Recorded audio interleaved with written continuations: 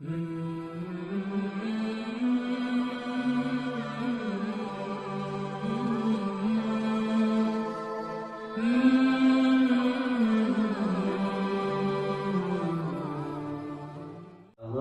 min khawf. Allahu Akbar.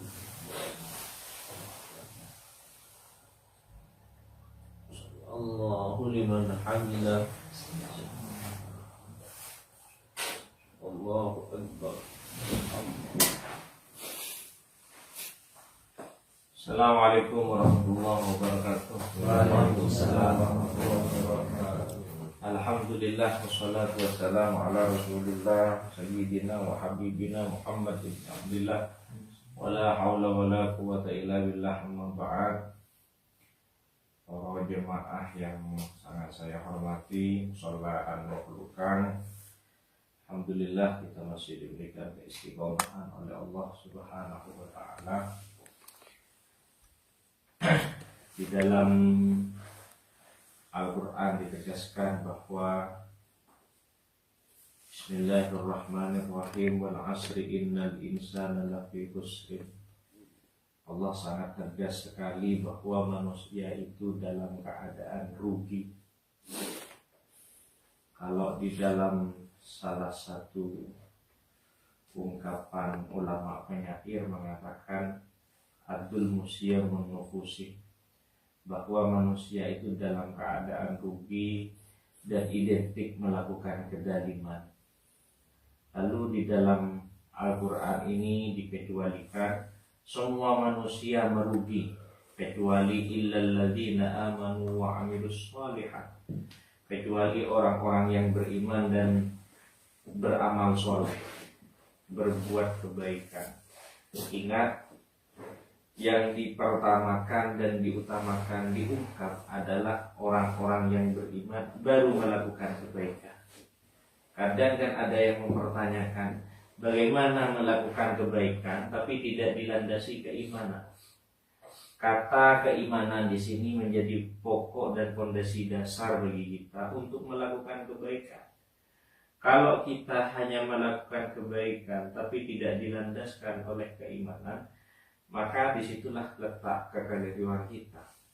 Maka tidak ada bedanya dengan, mohon maaf, orang non-muslim melakukan kebaikan tetapi mereka tidak ada dasar keimanan, maka sisi akhiratnya jelas keliru, meskipun secara sosial itu baik. Kayaknya kemarin juga kita banyak diskusi dengan teman-teman yang ada di musholla An-Nuhlukan, juga di berbagai daerah, menceritakan bagaimana kultur budaya masyarakat Taiwan yang, mohon maaf, dalam tanda kutip tidak punya agama, tapi mereka mengedepankan prinsip-prinsip kemanusiaan, kedisiplinan, serta menghargai kepada sesama umat manusia. Mereka tidak beragama, tetapi prinsip semangat melakukan kebaikan dan bermanfaat kepada yang lainnya itu mereka pegang teguh. Tapi sayangnya tidak ada fondasi dasar daripada keimanan. Makanya kita sebagai umat Islam itu pada prinsipnya, bagaimana keimanan itu benar-benar dibangun, tetap bersyahadat kepada Allah, yakin kepada Allah, yakin kepada baginda Nabi Muhammad SAW, yakin kepada hari akhir. Ada hari setelah kematian yang kita kenal sebagai hari pembalasan. Lalu kemudian kita melaksanakan keimanan. Lalu keimanan ini akan bermanfaat bukan hanya di dunia tapi di akhirat. Tetapi kalau kemudian tidak ada fondasi keimanan yang kita amalkan, yang kita lakukan, kalau kita hanya melakukan kebaikan saja, maka kebermanfaatan hanya ada pada dunia, tetapi tidak akan bermanfaat ketika di akhirat. Hanya semangat menyatukan antara keduanya, keimanan dan kebaikan, kebaikan dan keimanan. Ini menjadi salah satu tugas kita yang sangat berat. Bagaimana kita menjaga hubungan dengan Allah Subhanahu wa ta'ala, memelihara keimanan kita agar tetap terjaga hubungan yang langsung dengan Allah kita jaga, begitu juga tidak lupa wa amilus sholihat, kita melakukan kebaikan kepada sosial, kepada sesama umat manusia. Makanya Kanjeng Nabi juga dawuh khairun nas anfa'uhum linnas, sebaiknya manusia adalah orang yang bermanfaat kepada orang yang lain. Bagaimana keberadaan kita itu dirasakan oleh masyarakat sosial, oleh sekitar kita dan sekeliling kita. Tetapi ada fondasi yang tidak boleh dilupakan. Apa itu? Keimanan, yang merupakan hubungan langsung kita dengan Allah. Kita baik kepada manusia, tapi lupa hubungan dengan Allah tidak beres. Baik hubungannya dengan Allah, tapi tidak amilus sholihat, tidak melakukan kebaikan. Makanya harus mampu menyeimbangkan antara keduanya. Kalau dalam istilah lain bahkan diungkapkan oleh para ulama tafsir bahwa manusia yang paripurna adalah seseorang yang mampu menyatukan antara hubungan hablum minallah dan hablum minannas. Kalau diungkapkan adalah bagaimana hubungan dengan Allah dijaga dan bagaimana hubungan dengan sesama manusia itu juga dijaga. Bukankah Nabi Muhammad SAW juga bersabda, irhamu man fil ardi yarhamukum man fis sama. Awakmu mampu bersikap baik, mengasihi, menyayangi, berbagi cinta kepada sosial, maka apa yang ada di langit, Allah dan para malaikatnya.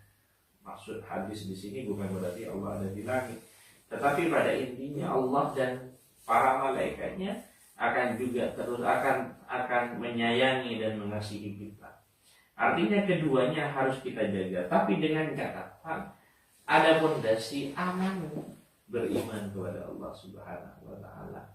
Makanya poin-poin ini kadang disalahpahami oleh sebagian orang yang mempunyai keyakinan tertentu, karena tidak perlu punya keimanan, yang penting punya sikap baik kepada sesama. Dan itu tidak ada pada diri kita. Kita sebagai umat Islam harus melakukan itu. Kalau di dalam pepatahnya Sunan Kalijogo itu urip iku urip, orang pengen benar-benar hidupnya bermanfaat, karena pada intinya innamal hayatul laibu walahu. Orang hidup itu hanya mainan, hanya permainan, hanya guyon-guyonan orang hidup itu. Tetapi bagaimana hidup itu menjadi uruk, dawuhnya Sunan Kalijogo, maka kita harus melaksanakan kebaikan dan kebajikan kepada sosial. Tetapi fondasinya tetap aman. Jadi orang-orang yang beriman.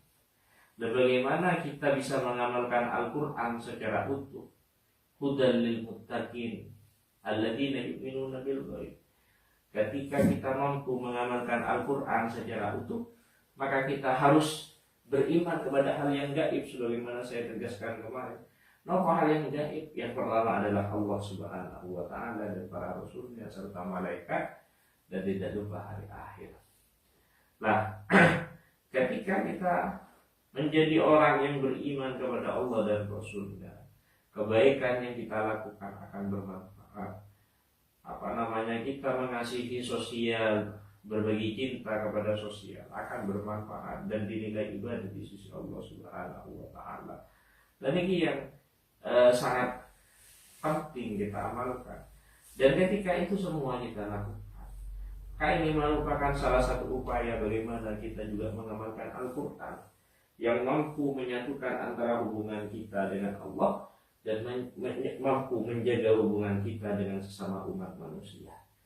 Al-Quran adalah pedoman hidup kita, bagaimana kita mampu mengamalkannya. Cuma kan ada problem lagi, bagaimana cara kita mengamalkan Al-Quran sementara kita tidak mampu, tidak punya waktu cukup untuk memahami, mengkaji Al-Quran yang jumlahnya 30 juz.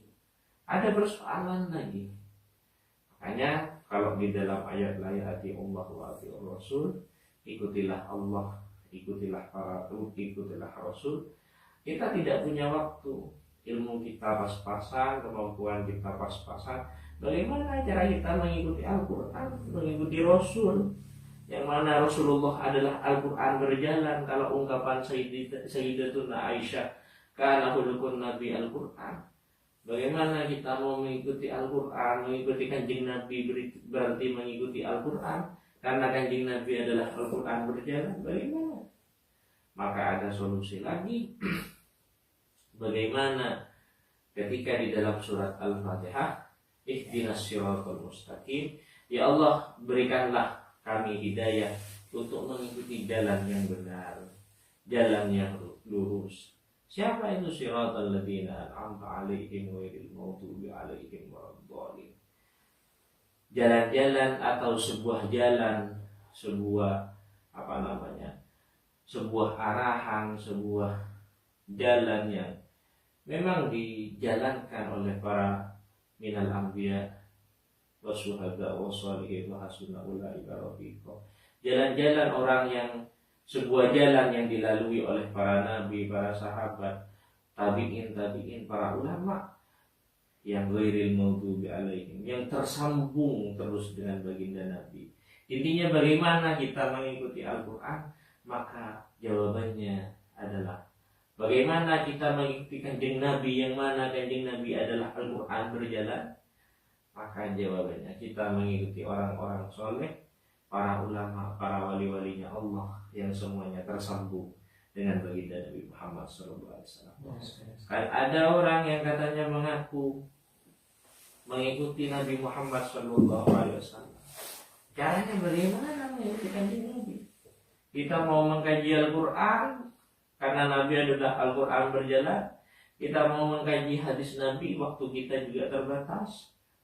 Lalu bagaimana? Tentunya jawabannya adalah jika ingin mengikuti Nabi, kita harus mengikuti para ulama. Yang ulama itu punya sambungan dengan gurunya. Ulama punya guru, yang mata rantainya terus tersambung dengan baginda Nabi Muhammad SAW. Karena problemnya satu, kalau kita mau ikut Nabi sebagai Al-Quran yang berjalan, ada dua problem paling tidak. Yang pertama terkait masalah waktu. Nabi Muhammad SAW hidup pada tahun 600 Masehi, sementara kita sudah hidup pada tahun 2025 saat ini. Secara waktu itu sudah selisih 1400 tahun yang lalu.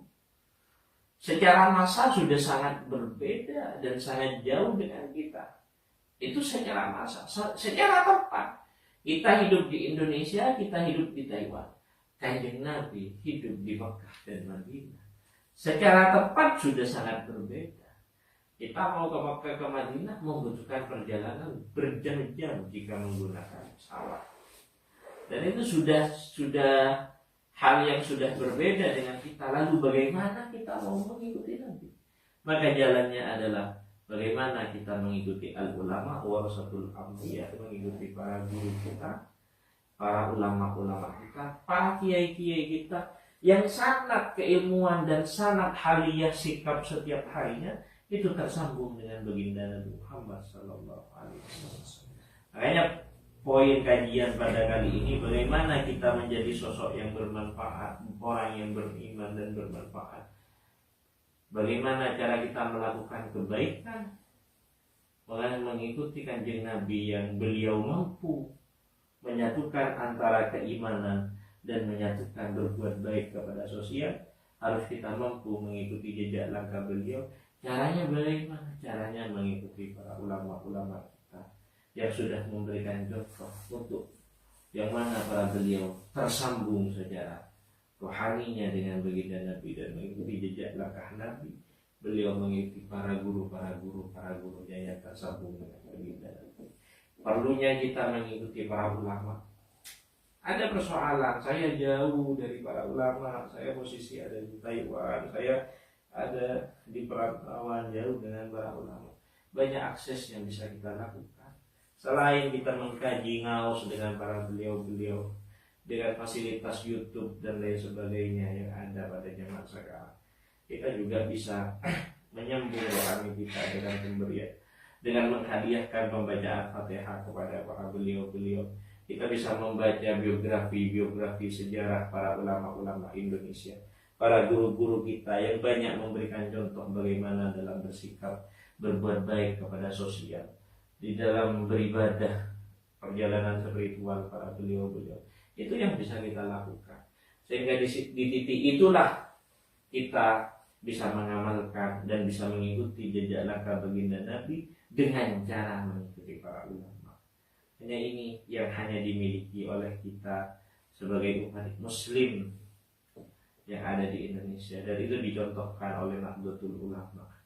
Di mana Nahdlatul Ulama sebagai organisasinya para ulama. Maksudnya yang ada di Nahdlatul Ulama bukan ulama semua, tetapi adalah orang-orang yang mengisi yang ada di dalam NU itu bukan ulama semua, enggak, tapi orang-orang yang semangatnya ingin terus bersambung dengan para ulama. Yang ulama itu sudah dipastikan mengikuti kanjeng Nabi dengan perantara para guru hingga baginda Nabi Muhammad SAW. Makanya itu yang perlu kita jaga.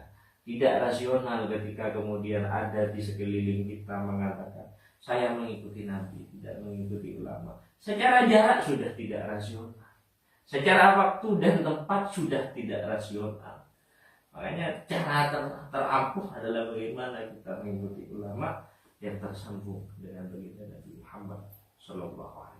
Oke, mungkin kita diberikan keistiqomahan oleh Allah berada di jalannya para ulama, para kiai kita, orang-orang soleh, para wali, ya, semuanya sudah berangkat beliau punya sambungan kuat dengan baginda Nabi Muhammad SAW. Ada sebuah ungkapan dari salah satu guru saya, kita itu seperti mikrofon, baginda Nabi itu seperti mixer. Mikrofon ketika kabelnya putus daripada mixer, maka mikrofonnya akan mati.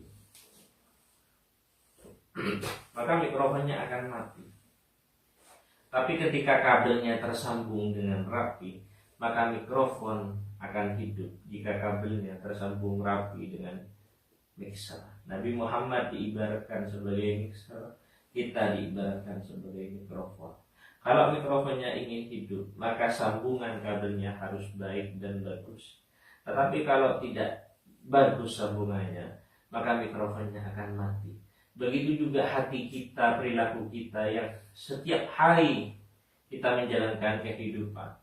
Kalau kabel sambungannya dengan mixer itu putus, maka apa yang ada? Kita tidak akan menemukan arah di dalam menjalankan kehidupan setiap harinya. Perlunya menjaga sambungan kabel ini, bagaimana mikrofon tetap hidup, adalah dengan cara memelihara kabel itu dan menjaga sambungan kabel itu. Dengan cara apa? Kabel itu diibaratkan para kiai kita, para ulama kita, yang terus menyambung dengan baginda Nabi sebagai mixernya. Caranya seperti itu. Tidak ada mikrofon langsung disambungkan ke mixer, tidak. Ada perantara Bluetooth kalau zaman now, ada perantara baterai, ada perantara kabel. Makanya bagaimana kehidupan kita menjadi kehidupan yang sahih, yang benar-benar diridhoi oleh Allah Subhanahu wa Ta'ala, maka peliharalah sambungan kabelnya antara mikrofon dan mixer, sehingga mikrofon akan terus hidup. Kita diberikan kesahian di dalam menjalankan kehidupan yang diridhoi oleh Allah, bukan hanya saat ini, tapi hingga finish. Maksudnya finish akhir hayat kita, selesai kontraknya dengan Allah Subhanahu wa Ta'ala, kita diberikan husnul khotimah, kesahian. Dan bukan hanya itu, tapi dikumpulkan dengan para guru-guru kita, kiai-kiai kita, bahkan wabil khusus dengan baginda Nabi besar Muhammad SAW. Para hadirin yang dirahmati Allah, mungkin niki yang sampai sepuluh sampaikan pada kesempatan kali ini. Kurang lebihnya mohon maaf. Hadanallahu wa iyyakum ajma'in. Assalamualaikum warahmatullahi wabarakatuh. Waalaikumsalam warahmatullahi wabarakatuh.